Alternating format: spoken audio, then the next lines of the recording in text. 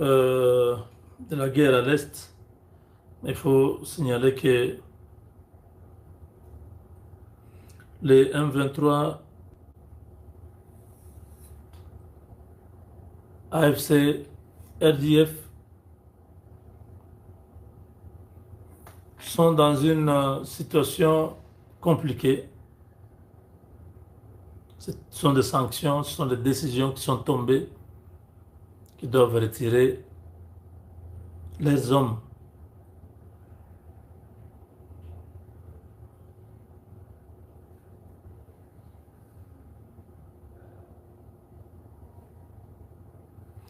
Ils doivent récupérer leurs militaires, que ce soit rwandais comme euh, les autres du M23, parce que tous ce sont des Rwandais.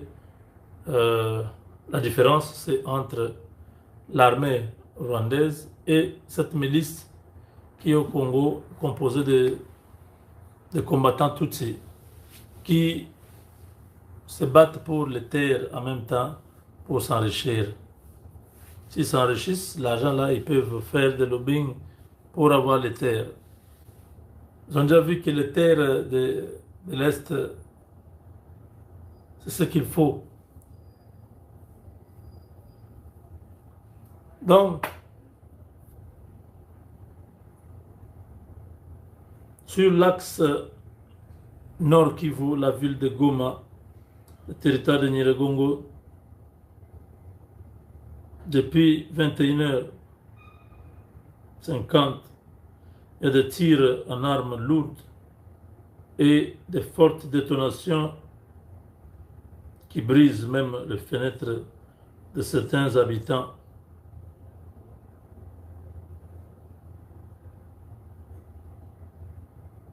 En ce moment, Goma est sous le siège. Les hommes non identifiés, mais que certains habitants déclarent être les FARDC et les Wazalendo, sont en train de mettre la ville de Goma sous siège. Ces jours passés, l'insécurité bat son plein et que les autorités du M23 traversent chaque jour à 18h pour aller dormir à Gisenyi. Un couvre-feu.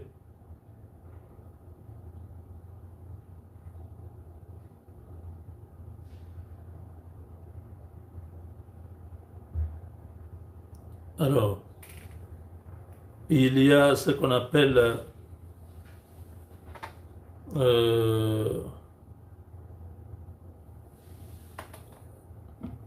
le marteau et les obus, les concasseurs et les mortiers, l'arme lourde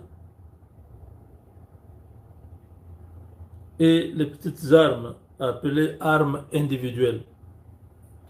Donc, selon plusieurs sources, Goma est en train de se radicaliser.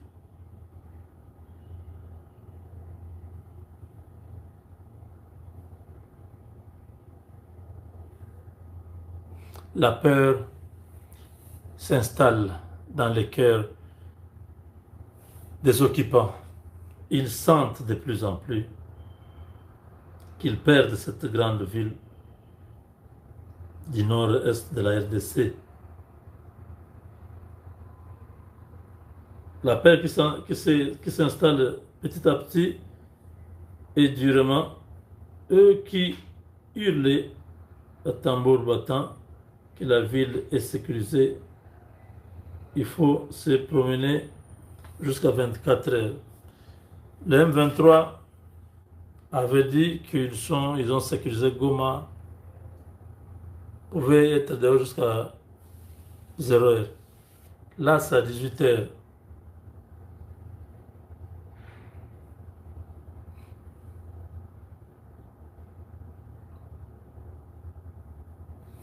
« 18 heures, il y a couvre-feu. Pas d'entrée, pas de sortie. Parce qu'ils se disent qu'il y a des infiltrés Ces gens ont le courage de dire, nous, sur notre territoire, ils disent qu'il y a des infiltrés, c'est-à-dire les gens qui sont avec le gouvernement de Kinshasa, mais qui nous ont déjà infiltrés. Nous parlons avec eux, nous ne savons pas que nous travaillons avec les ennemis. Le soutien de la France n'est plus question d'actualité. Kagame peut sillonner le monde, personne ne lui prête l'argent, personne ne lui donne l'aide au développement, il n'y a rien. À cette allure,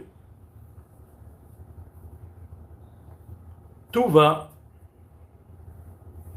céder. C'est la méthode qui est déjà placée au-dessus de la tête de Kagame. Lui pense qu'on peut lui loger une balle dans la tête, on peut le tuer par assassinat, tout ça. Peut-être qu'ils sont loin d'imaginer ce qui va se passer au Congo lorsque Kagame est neutralisé. Ce sera l'euphorie, l'ambiance, la joie, donc ce sera hors de commun. Donc les habitants de Goma, n'ayez pas peur. Ce sont vos frères qui sont en train de tout faire pour récupérer les terres de nos ancêtres.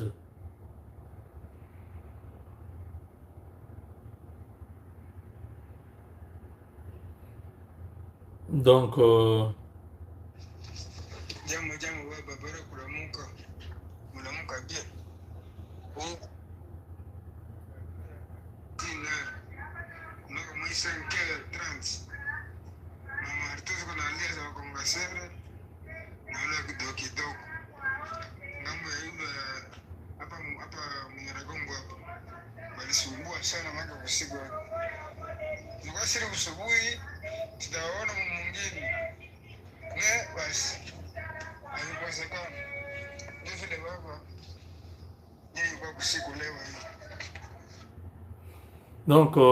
tout autour de Sake, Nyiragongo, tout autour de Goma, il y a comme une sorte de ceinture.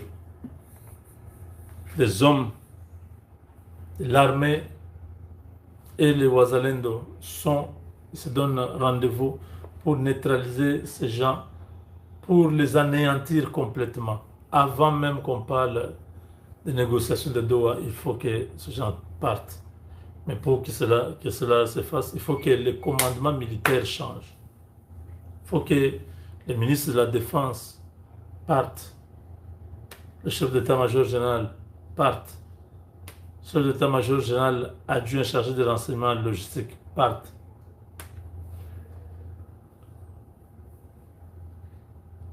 Il y a des possibilités que même la maison militaire soit touchée par les changements. Parce que le vieux, semble-t-il, il a déjà vieilli, il doit se reposer, il ne peut plus être là en train de faire ce travail-là. Donc, là où il y avait Bomunda, il y a le général Malou qui est là, mais qui est déjà vieux, qui ne peut plus être utilisé comme ça par la République. Il y a beaucoup de gens qui peuvent aider la République. C'est un grand-père qui fait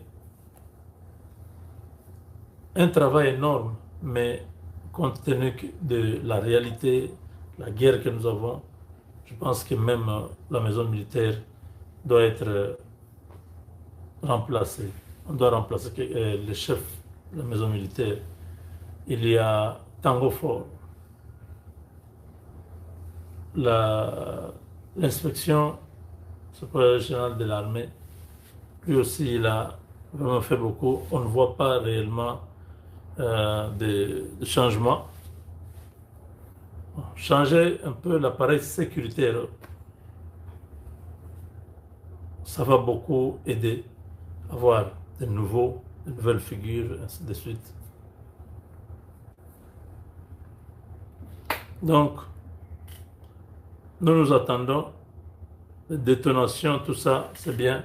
Mais si on arrive à déloger ces gens de Goma, ce sera un grand soulagement.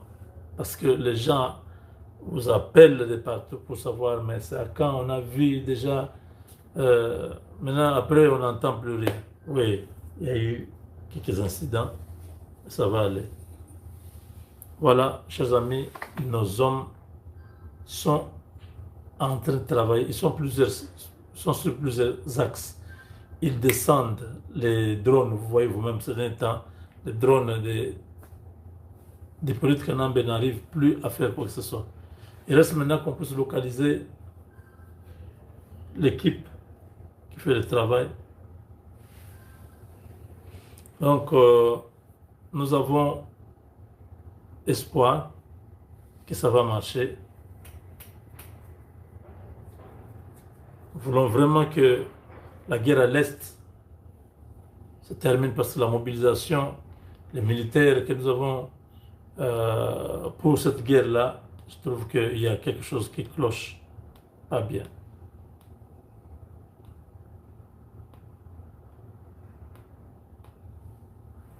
Donc voilà, avant qu'on parte au dialogue, un beau cadeau, ce serait la fin de la guerre. Dans les hauts plateaux, partout au Vire, partout au Calais, ils sont malmenés partout. C'est ce que nous avons dit que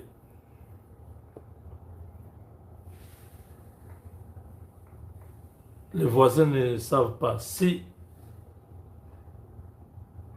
on avait un bon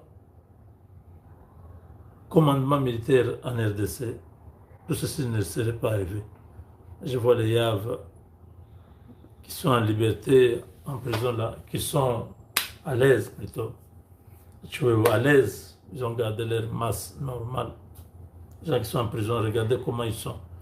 On leur amène les femmes en prison, on leur amène la boisson en prison, on leur amène leurs affaires qui sont à gauche en prison. Et ils ont le temps de se parler. Je ne sais pas si nous réfléchissons. Bon, nous allons continuer à parler au nom